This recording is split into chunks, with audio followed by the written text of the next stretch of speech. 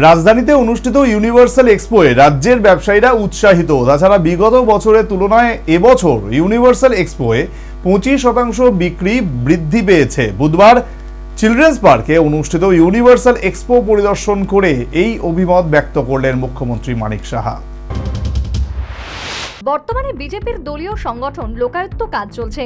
ইতিমধ্যে রাজ্যের বিভিন্ন মণ্ডলের বুথের সভাপতিদের নাম ঘোষণা করা হয়েছে মণ্ডল সভাপতিদের নাম।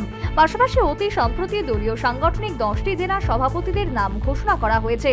এখন বাকি কেবলমাত্র প্রদেশ বিজেপির নতুন সভাপতির নাম ঘোষণা।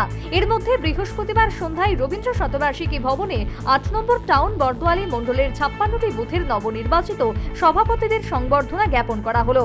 বিজেপির 6 নম্বর টাউন বর্দোয়ালি মণ্ডল এই সংবর্ধনা জ্ঞাপন অনুষ্ঠানের আয়োজন করেছে। অনুষ্ঠানের প্রধান অতিথি হিসেবে উপস্থিত ছিলেন মুখ্যমন্ত্রী মানিক সাহা।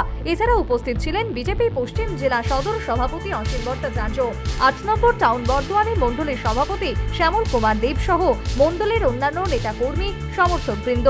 অনুষ্ঠানে নিজ ভাষণে প্রতিটি বুথে দলীয় সংগঠন মজবুত করার ব্যাপারে তাৎপর্যপূর্ণ পরামর্শ দিলেন মুখ্যমন্ত্রী মানিক সাহা। বুথ সভাপতিদের মানুষের আস্থা অর্জনের বার্তা এবং নিজেদের কাজের মাধ্যমে অধিকার ও মজবুত অবস্থান তৈরি করার পরামর্শ দিলেন মুখ্যমন্ত্রী।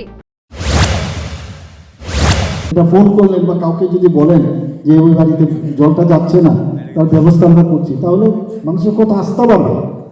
আপনি কিন্তু নিজের কাজের মাধ্যমে কিন্তু নিজের অধিকার, নিজের পজিশনটা আপনার ডেভেলপ করতে হবে। পজিশন দিলেও আপনি ডেভেলপ করতে পারবেন। এটা বুঝতে হবে আমার যে আমি কাজের মানুষ, কাজ দিয়ে আমার পরিচয়, এবং এইভাবেই আমি কাজের মাধ্যমে মানুষের কাছে আমি থাকতে চাই।